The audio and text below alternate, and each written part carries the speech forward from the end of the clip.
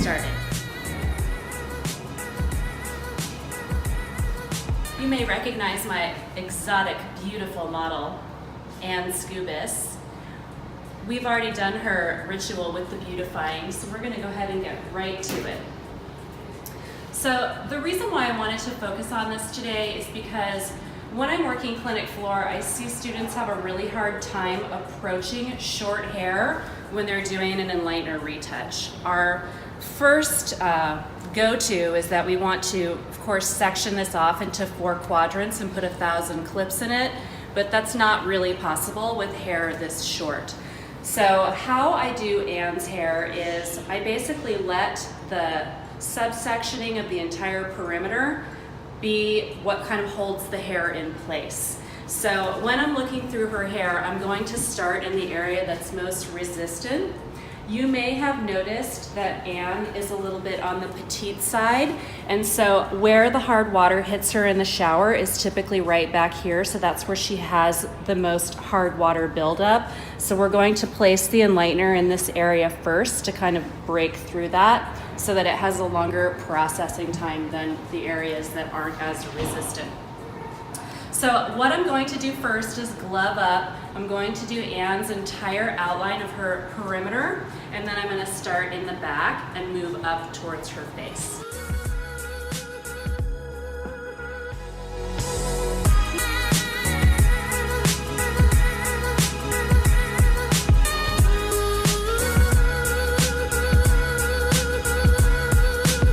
So you want to be really careful when you're outlining the hairline.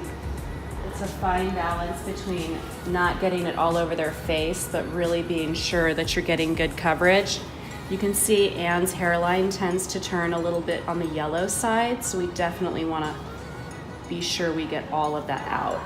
I also go over the hairline multiple times throughout, just because as Lightener dries out, it does stop working a little bit, so you need to keep it nice and damp.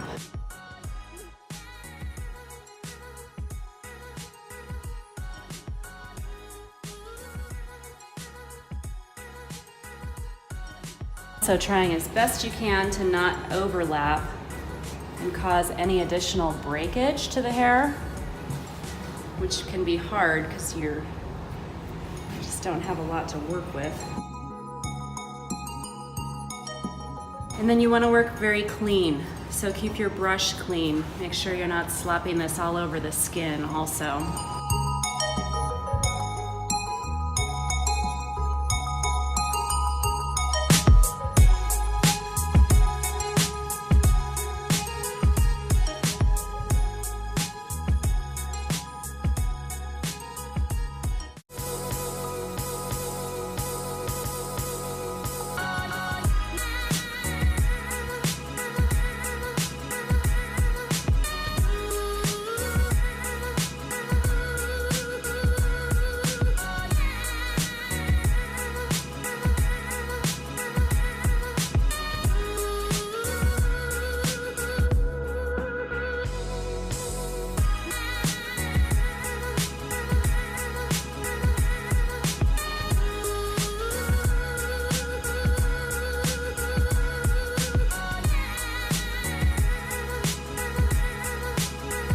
All right, so this can be tricky because we're dealing with these really short hairs on the side, but we do want to work away from the face. So first I'm gonna go just kind of brush this on, and then I'm gonna section her out and flip her back, and then come in from the front. And see this yellowing here of the hairline as it's lifting? We're already gonna go in and just resaturate that.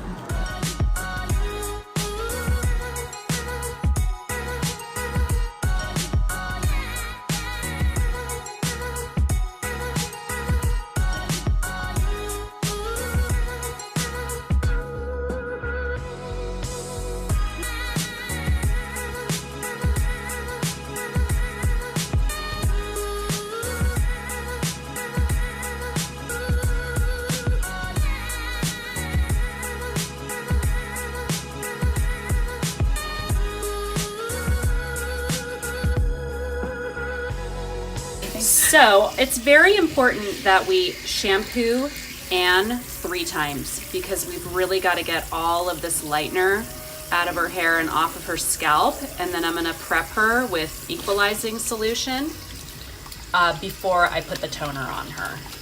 So it's definitely a lengthy process back here in shampoo bowl land, but you have to do it right if you want the best result.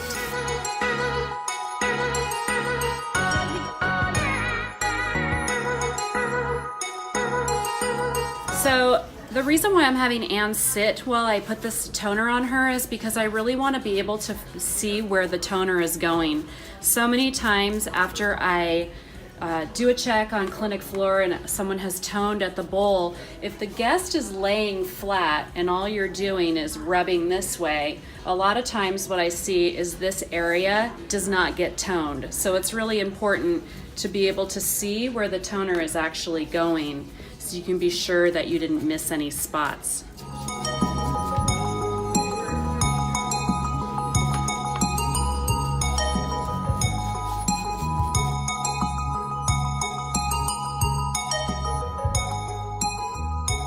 Styling Anne, we put in the Smooth Infusion Nourishing Styling Cream. And we're using high heat but low air because I want to just blow her into the direction that I want the hair to set. So we're just blowing it back away from her face.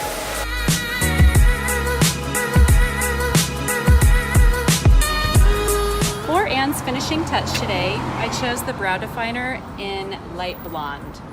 And the reason for this is it's just a nice neutral shade that will go well with her new ashy tone. And I just have one question for you, Anne Scubis. Do you deserve to be this pretty? Yes.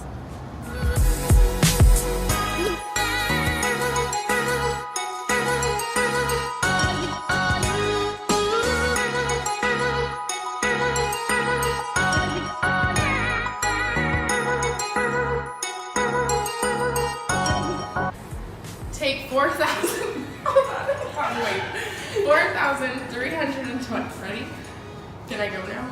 Oh. Take 4,320.